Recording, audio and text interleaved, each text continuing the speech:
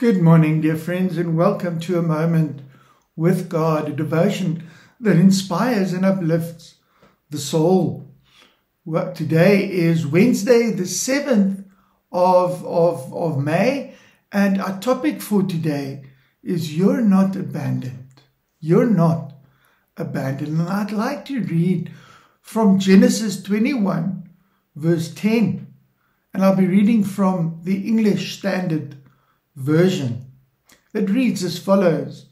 She said to Abraham, "Cast out this slave woman with her son, for the son of this slave woman shall not be heir with my son Isaac."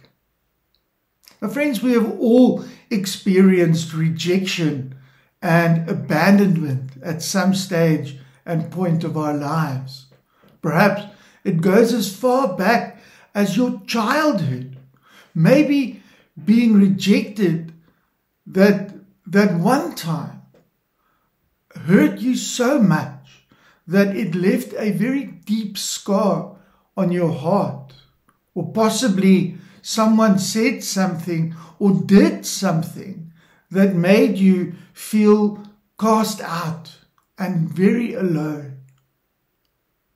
May you be comforted this morning by the fact that our God is a loving Father that has a heart for those who've been thrown away.